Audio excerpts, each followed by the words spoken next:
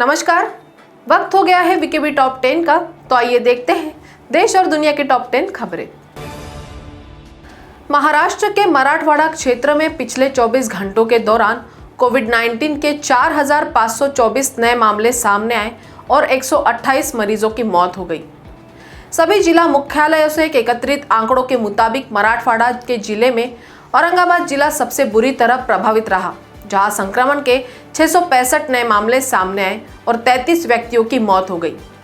जिसके बाद लातूर में 560 नए मामले दर्ज किए गए और 30 व्यक्तियों की मौत हुई, जबकि परभणी में 458 लोगों के संक्रमित होने की पुष्टि हुई और 16 मरीज अपनी जान गंवा बैठे।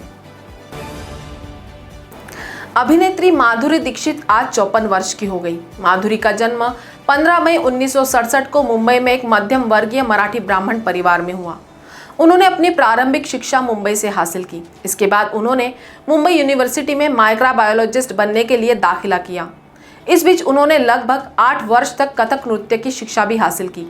उन्होंने अपने सिने करियर की शुरुआत 1984 में राजश्री प्रोडक्शन के बैनर तले बनी फिल्म अबोध से की, लेकिन कमजोर पटकथा और निर्देशन के कारण फिल्म बॉक्स ऑफिस पर बुरी तरह से नाकार दी गई। बाद में उनकी फिल्म तेजाब सुपर डुपर हिट हुई।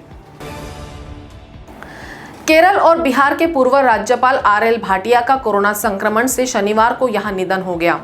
वह 100 साल के थे।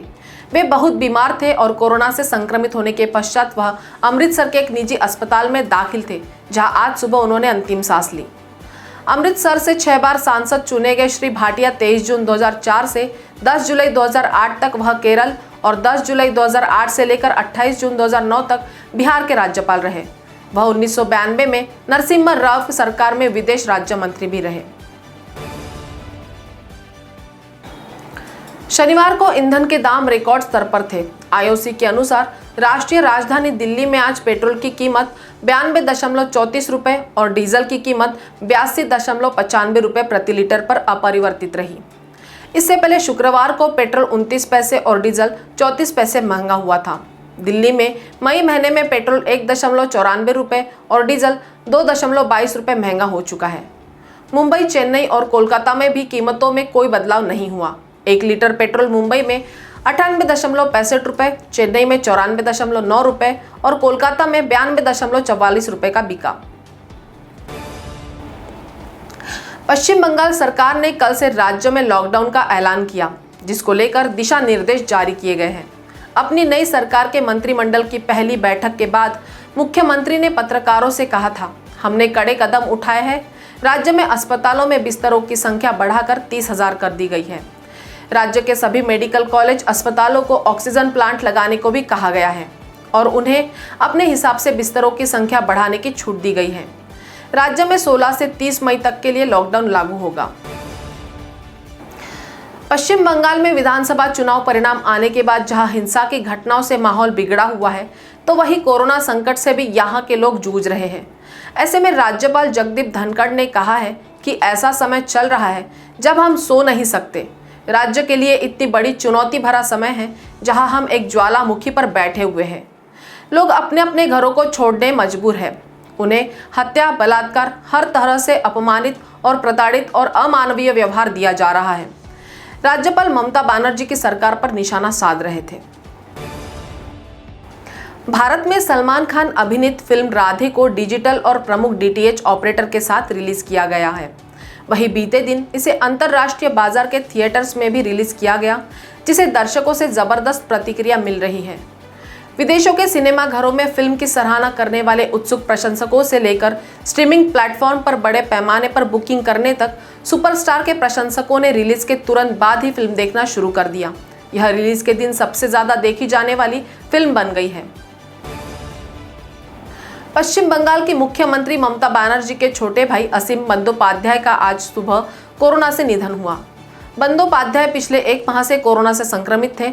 आज सुबह उनका निधन हो गया। पारिवारिक सूत्रों के अनुसार अंतिम संस्कार कोविड प्रोटोकॉल का पालन करते हुए किया जाएगा।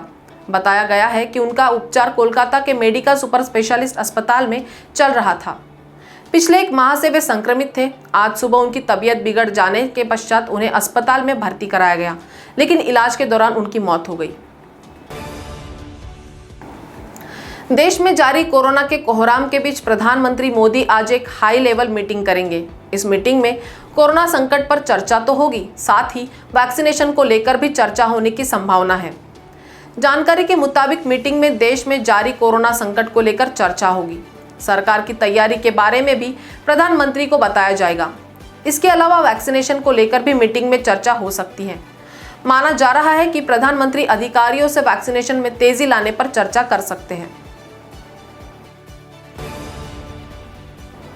देश में एक तरफ कोरोना का कहर थमने का नाम नहीं ले रहा है, तो दूसरी तरफ गंगा नदी में सैकड़ों शवों के बहने के मामले भी सामने आने लगे हैं। इस पर कांग्रेस सांसद राहुल गांधी ने प्रधानमंत्री मोदी पर हमला बोला है। उन्होंने ट्वीट कर लिखा है कि जो कहते थे कि उन्हें गंगा ने बुलाया है, उसी ने मां गंगा को रुलाया है। राहुल ने एक अखबार की कटिंग को शेयर करते हुए और आलोचना करके लिखा, जो कहता था गंगा ने बुलाया है, उसने मां गंगा को रुलाया है। तो टॉप 10 के खबरों के सफर में अभी इतना ही। आपसे फिर मुलाकात होगी, तब तक बने रहिए वीकेबी न्यूज के साथ। नमस्कार।